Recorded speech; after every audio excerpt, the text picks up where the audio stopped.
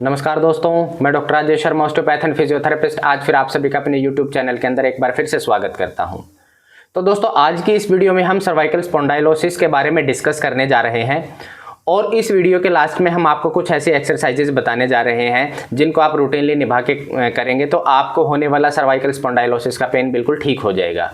तो दोस्तों, cervical spondylosis एक बहुत ही कॉमन समस्या है जो आज के टाइम में हर एक एज ग्रुप के पेशेंट के अंदर कॉमनली देखी जा सकती है। सर्वाइकल स्पॉन्डाइलोसिस एक ऐसी कंडीशन है जो मोस्ट कॉमनली हमारी रीढ़ की हड्डी के अंदर डीजनरेटिव चेंजेस लेके आती है और जिसकी वजह से हमारी रीढ़ की हड्डी के अंदर कोने बढ़ जाते हैं, जिसको हम ओस्टियोफाइट्स कहते हैं। तो ओस्टियोफाइट्स कई बार हमारे सिम्टोमेटिक्स हो सकते हैं, कई बार एसिम्टोमेटिक होते हैं। जब हमारे ओस्टियोफाइट्स बढ़ के और हमारी नसों के ऊपर दबाव बनाना शुरू कर देते हैं तो वो हमें रेडिएटिंग पेन देना स्टार्ट कर देते हैं, यानी कि हमारे हाथों के अंदर दर्द और सूरापन जाना शुरू हो जाता है। तो दोस्तों, सर्वाइकल स्पॉन्डाइलोसिस एक ऐसी प्रॉब्लम है जो हमें सिम्टम्स भी दे सकती है और हमें सिम्टम्स नहीं भी देती। सर्वाइकल स्पॉन्डाइलोसिस के अंदर बेसिकली हमारी सर्वाइकल स्पाइन के हर एक कंपोनेंट अफेक्टेड हो जाते हैं। हर एक कंपोनेंट जैसे कि हमारी इंटरवर्टेब्रल डिस्क, हमारी वर्टेब्रल बॉडीज, हमारे फेसेट जॉइंट्स, हमारा लेमाइना, हमारा लिगामेंटम फ्लेमम और हमारे जॉइंट्स ऑफ लुस्का।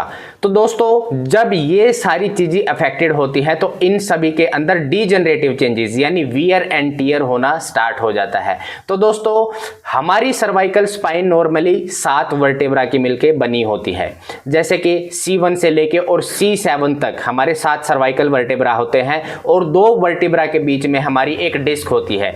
हमारी सर्वाइकल स्पाइन के अंदर से 8 पेयर स्पाइनल नर्व्स के निकलते हैं जो हमारी हाथों की मूवमेंट को कंट्रोल करते हैं। तो दोस्तों, सर्वाइकल स्पॉन्डाइलोसिस के अंदर हमारी स्पाइन के अंदर डीजनरेटिव चेंजेस आने की वजह से, हमारी डिस्क के अंदर डीजनरेटिव चेंजेस आने की वजह से, हमारे फेसेट जॉइंट्स के अंदर डीजनरेटिव चेंजेस आने की वजह से हमारी नसों के ऊपर दबाव आना शुरू हो जाता है, जिसकी वजह से हमें हाथों के अंदर दर्द, हाथों के अंदर सूनापन आना शुरू हो जाता है।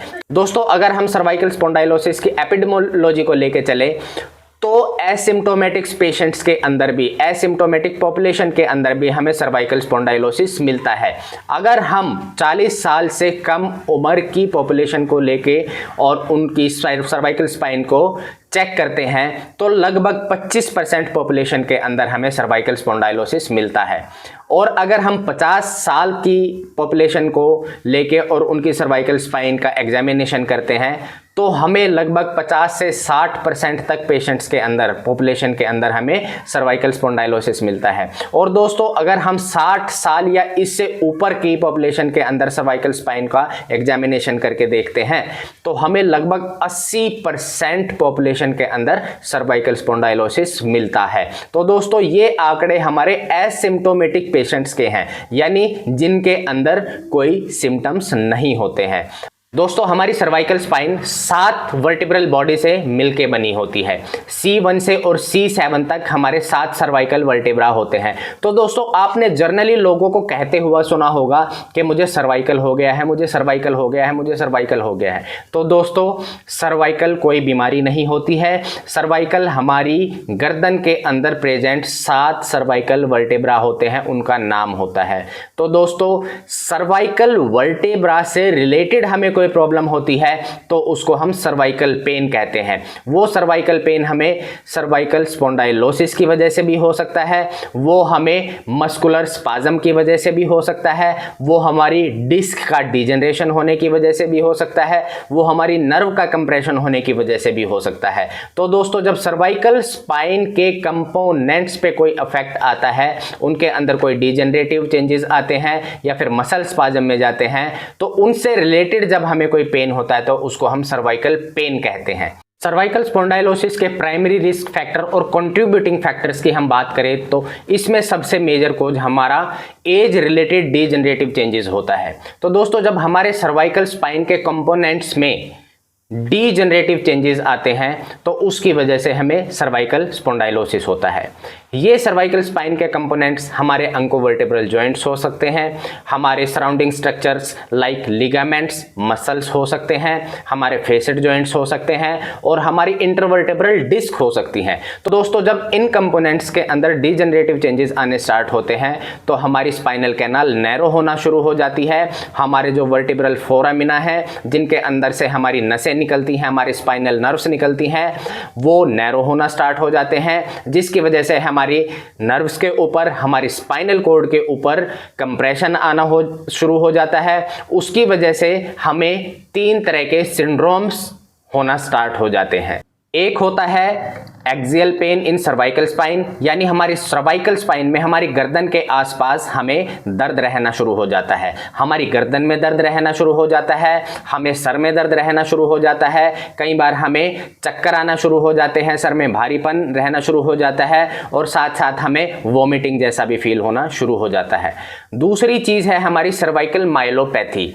हमारी स्पाइनल कॉर्ड के ऊपर कंप्रेशन आने की वजह से, हमारी नर्व रूट्स के ऊपर कंप्रेशन आने की वजह से हमारे हाथों के मसल्स, हमारे गर्दन के मसल्स कमज़ोर पड़ना शुरू हो जाते हैं, जिसकी वजह से हमें हाथों के अंदर और गर्दन के अंदर कमज़ोरी महसूस होना शुरू हो जाती है, जिसको हम सर्वाइकल माइलोपैथी कहते हैं। तीसरी चीज़ हमें हो सकती है सर्वाइकल रेडिकुलोपैथी। रेडिकुलोपैथी यानी मान लीजिए हमारा C7 नर्व रूट के ऊपर कंप्रेशन आता है, हमारा C7 nerve root disc prolapse होने की वजह से या फिर रीढ़ की हड्डी के कोने बढ़ने की वजह से, जिनको हम ओस्टियोफाइट्स कहते हैं, उन ओस्टियोफाइट्स की वजह से या फिर स्लिप डिस्क की वजह से हमारी C7 नर्व रूट के ऊपर कंप्रेशन आता है।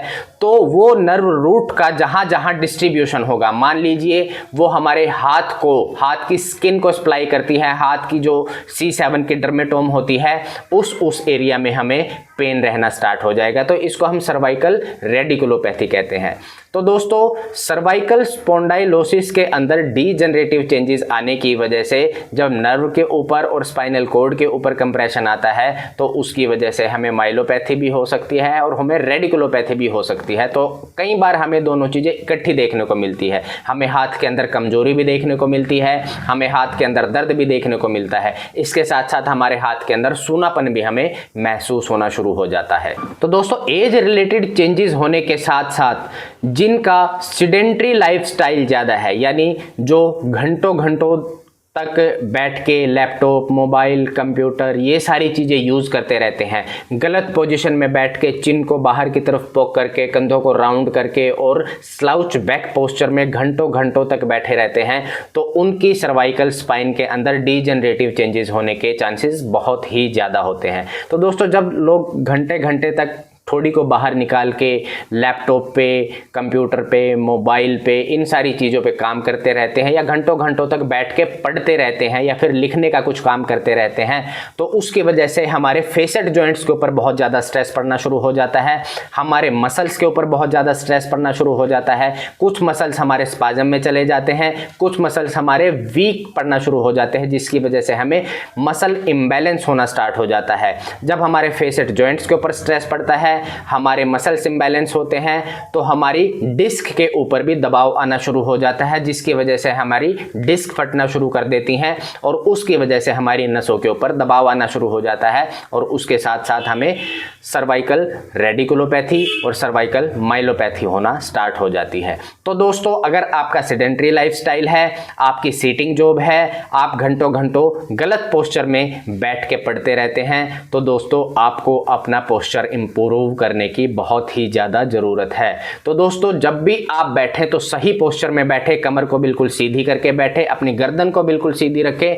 ठोड़ी को अंदर की तरफ खींच के रखें और जब भी आप सीधे बैठे तो आपके कान का जो लेवल है वो आपके कंधों के लेवल पे होना चाहिए। आप कभी भी थोड़ी बाहर निकाल के ना बैठे, कंधों को, कान को कंधों से बाहर निकाल के ना बैठे और स्लाउच बैक पोस्चर में ना बैठे। तो दोस्तों ये छोटी छोटी कुछ बातें हैं जो आपकी सर्वाइकल स्पाइन को बहुत ही ज़्यादा अफेक्टेड कर सकती हैं। तो दोस्तों आपको भी सर्वाइकल स्पॉन्डाइलोसिस का पेन है, आपको भी सर्वाइकल कंपोनेंट से रिलेटेड पेन है, आपको गर्दन में दर्द रहता है, आपके सर में दर्द रहता है, आपको चक्कर आते हैं, आपको उल्टी जैसा महसूस होता है, आपके हाथों में दर्द आता है, आपको ऐसा महसूस होता है कि आपके कंधों के ऊपर बहुत ही ज़्यादा कुछ वजन रखा हुआ है, आपके हाथों के अंदर दर्द आता है, आपके हाथों में आपको कमजोरी महसूस होती है, तो दोस्तों आज ही आप हमारी एक्सरसाइजेज स्टार्ट कर दीजिए। हमने अपने वीडियो सेक्शन में सर्वाइकल स्पॉन्डाइलोसिस के लिए कुछ बेहतरीन एक्सरसाइज के ऊपर एक वीडियो बना के डाली हुई है। आप वीडियो सेक्शन में जाके वो वीडियो एक्सेस कर सकते हैं और आज ही उन एक्सरसाइज को स्टार्ट कीजिए और रूटीनली निभा के उन एक्सरसाइजेस को करते रहिए। तो दोस्तों धीरे धीरे आपका सर्वाइकल स्पॉन्डाइलोसिस का पेन धीरे धीरे कम होना स्टार्ट हो जाएगा और लगभग 2-3 महीने जब आपको ये एक्सरसाइज करते हो जाएंगे तो आपका सर्वाइकल स्पॉन्डाइलोसिस का पेन बिल्कुल ख़त्म हो जाएगा। आपको सीवियर हेडेक रहती है तो वो भी आपको हो सकता है कि सर्वाइकल स्पाइन की वजह से हो। मैक्सिमम केसेस में सर्वाइकोजेनिक हेडेक मिलती है, हमें सर्वाइकल कंपोनेंट से रिलेटेड पेन होने की वजह से हमें सर्वाइकोजेनिक हेडेक होती है, तो उसके लिए भी ये एक्सरसाइजेस हमारी बहुत ही बेहतरीन हैं। तो दोस्तों आपको हमारी वीडियो पसंद आई हो तो हमारे चैनल को जरूर सब्सक्राइब कीजिए, हमारी वीडियो को ज़्यादा से ज़्यादा लाइक एंड शेयर कीजिए ताकि और भी लोग इस जानकारी का फ़ायदा उठा सकें। धन्यवाद।